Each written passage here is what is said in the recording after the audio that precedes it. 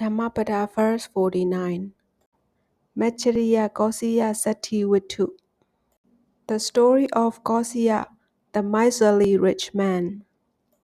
While residing at the Jetavana monastery, the Buddha uttered verse 49 of this book with reference to the chief disciple Mahamoggallana and the miserly rich man Kosiya. In the village of Sakkara, near Rajgaha, there lived a miserly rich man by the name of Kosiya, who was very reluctant to give away even the tiniest part of anything belonging to him.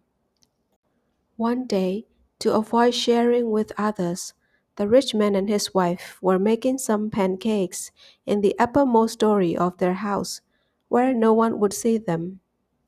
Early in the morning on that day, the Buddha, through his supernormal power, saw the rich man and his wife in his vision and knew that both of them would soon attain Sotapaddi fruition. So he sent his chief disciple Mahamoggallana to the house of the rich man with instructions to bring the couple to the Jetavana monastery in time for the mid-meal. The chief disciple, by supernormal power, reached Kosiya's house in an instant and stood at the window.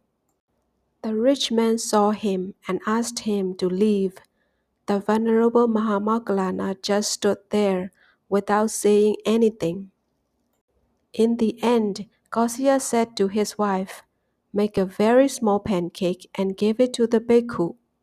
So she took just a little amount of dough and put it in the pan, and the cake filled up the whole pan.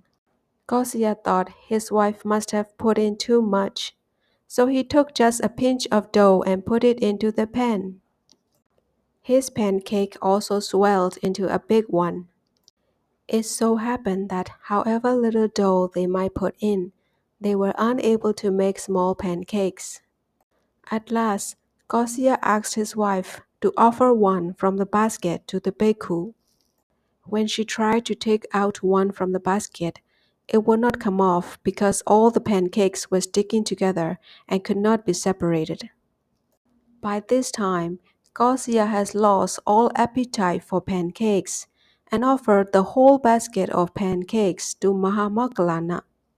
The chief disciple then delivered a discourse on charity to the rich man and his wife. He also told the couple about how the Buddha was waiting with 500 bhikkhus at the Jetavana monastery in Sawiti, 45 yojanas away from Rajgaha. Mahamoggallana, by his supernormal power, then took both Kosiya and his wife, together with their basket of pancakes, to the presence of the Buddha. There they offered the pancakes to the Buddha and the 500 bhikkhus. At the end of the meal, the Buddha delivered a discourse on charity, and both Kosiya and his wife attained Sotapaddi fruition. Next evening, while the bhikkhus were talking in praise of Mahamoggallana, the Buddha came to them and said, "Bhikkhus, you should also dwell and act in the village like Mahamoggallana, receiving the offerings of the villagers without affecting their faith and generosity or their wealth."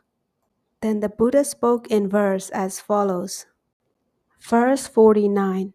As the bee collects nectar and flies away without damaging the flower, or its color, or its scent, so also let the bhikkhu dwell and act in the village without affecting the faith and generosity or the wealth of the villagers.